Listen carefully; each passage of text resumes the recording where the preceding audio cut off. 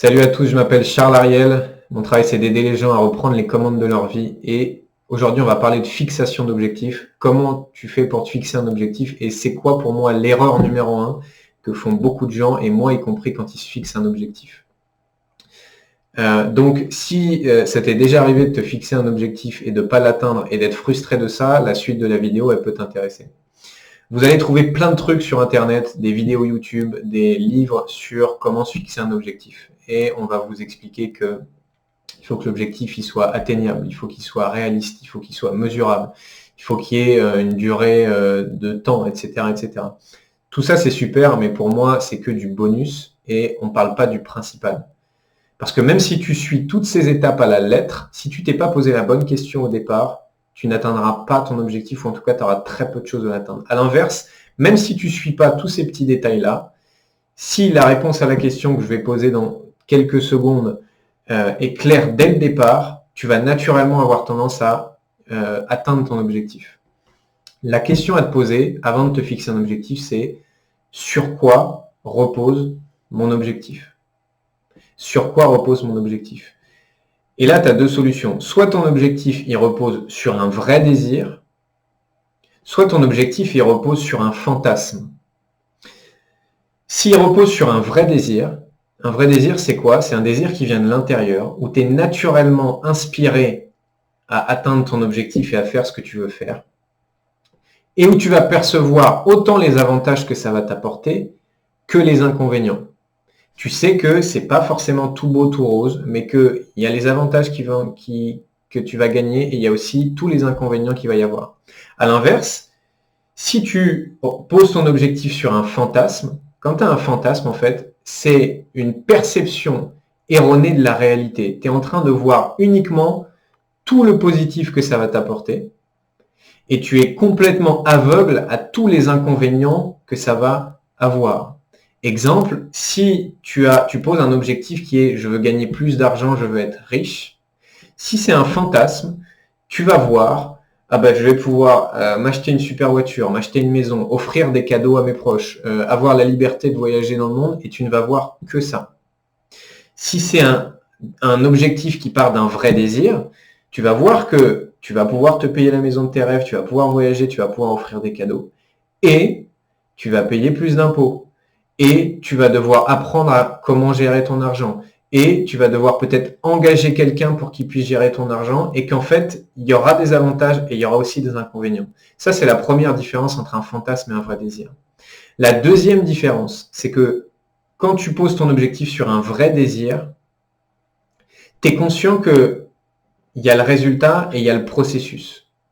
C'est-à-dire que n'importe quel objectif, que ce soit devenir un champion de foot, faire une tarte aux pommes, gagner plus d'argent, être plus confiant, etc., tu as le résultat. Imagine que ça, c'est un objectif. Tu as le résultat de l'objectif et tu as le processus de l'objectif. Le résultat, c'est quoi? C'est ce que ça va t'apporter, avantages, inconvénients.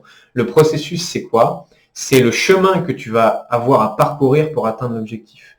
C'est l'énergie, le temps, l'argent que tu vas devoir dépenser pour atteindre ton objectif. Si c'est un vrai désir, tu vas être autant amoureux du résultat que du processus. Tu vas pas juste aimer le résultat, tu vas aussi aimer le chemin qui va te mener au résultat. Je te donne un exemple. Si tu as le vrai désir d'avoir un corps musclé, tu vas voir ce que ça va t'apporter, que sur la plage, il y a les filles qui vont te regarder, que tu vas avoir tes tablettes de chocolat, que tu vas te sentir bien dans ta peau, etc., etc.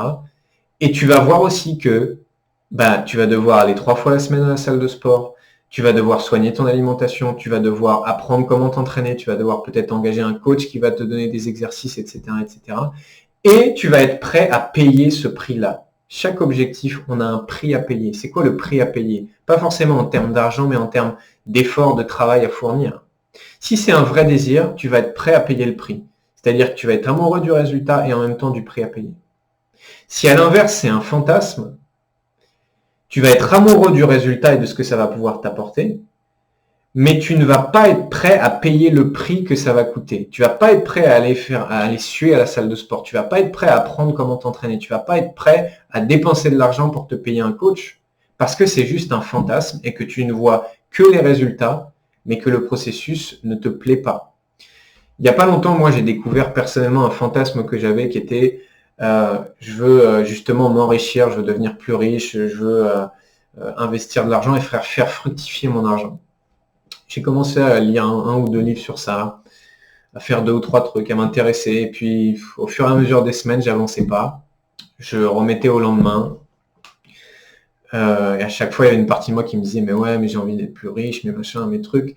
Et une partie de moi qui disait, putain, mais j'ai pas envie.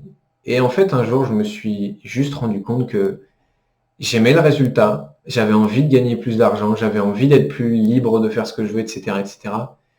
Mais j'aimais pas du tout le processus. Et lire des livres sur comment investir, faire attention à mes comptes plus que d'habitude, euh, euh, trouver des stratégies pour comment investir, économiser mon argent, ça me fait chier à mourir. Et donc là, tu as deux solutions. Bah, soit tu continues dans ton objectif et tu te dis ah non, mais il faut quand même que machin, soit tu dis ok, mais le processus m'intéresse pas, donc je passe à un autre objectif. Parce que juste c'était un fantasme, que j'avais l'idée que ça allait m'apporter plein de trucs, mais que je suis pas du tout prêt aujourd'hui. Peut-être que ça sera le cas dans 2 mois, 6 mois, 1 an. Mais aujourd'hui, je suis pas du tout prêt à payer le prix de ça. Et donc la question à te poser, c'est ça, c'est est-ce que je base mon objectif sur un fantasme ou sur un vrai désir? Si tu bases sur un fantasme, qu'est-ce qui va se passer? Tu vas douter de toi, tu vas hésiter, et tu vas avoir tendance à procrastiner, remettre au lendemain, te dire ouais, ok, bah du coup je le ferai demain. Et du coup, tu vas avoir tendance à pas atteindre tes objectifs. Et du coup, ta confiance en toi, qu'est-ce qui va se passer? Bah, elle va diminuer puisque tu n'atteins pas tes objectifs. Et peut-être même qu'après, comme moi je l'ai souvent fait et comme ça m'arrive encore de le faire, tu vas t'auto-flageller. Te dire que tu es nul, que tu es fainéant, que tu es une merde parce que tu n'arrives pas à atteindre ton objectif. À l'inverse, si c'est basé sur un vrai désir et si tu as vérifié au début de ton objectif que oui, c'est quelque chose qui t'inspire, oui, tu es prêt à payer le prix, oui, tu sais qu'il y a des avantages et des inconvénients à atteindre ça, et bien naturellement, tu vas être persévérant, naturellement, tu vas être discipliné, concentré pour atteindre ton objectif. Et du coup, tu vas avoir tendance à atteindre ton objectif, ton niveau de confiance en toi, bah, il va s'élever, et forcément, ton niveau d'épanouissement, il va pas être le même. Et tout ça, ça part que d'une chose. C'est pas qu'il y avait quelque chose qui clochait avec toi ou pas. Si tu n'arrives pas à atteindre ton objectif, c'est pas qu'il y a quelque chose qui cloche en toi. C'est pas que tu n'es pas assez persévérant, pas assez déterminé, pas assez discipliné. Non. C'est juste qu'il y a 95% de chances que tu aies basé ton objectif juste sur un fantasme et que tu sois pas prêt à payer le prix. Quand j'entends des gens dire ah ouais, lui il est fainéant, lui il est paresseux, mais personne n'est paresseux. Les gens sont pas paresseux.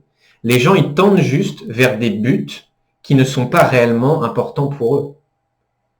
Ils sont pas fainéants, ils tendent vers des buts qui ne sont pas réellement importants pour eux, qui croient qu'ils sont importants pour eux, mais qui sont juste des fantasmes, qui sont juste des illusions d'un truc à un seul côté avec que du positif et pas du négatif, et ils sont totalement aveugles au négatif.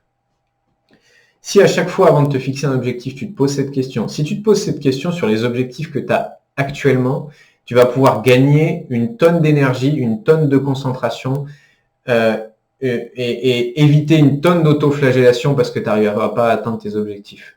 Donc, balaye les objectifs qui ne sont pas des vrais désirs, qui sont juste des fantasmes, mets-les de côté. Peut-être que dans 1 an, tu voudras les atteindre. Aujourd'hui, si tu n'es pas prêt à payer le prix, tant pis, tu peux passer à autre chose.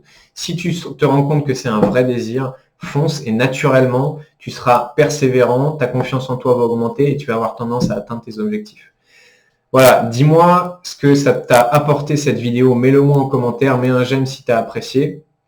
Et puis on se retrouve très vite pour une prochaine vidéo.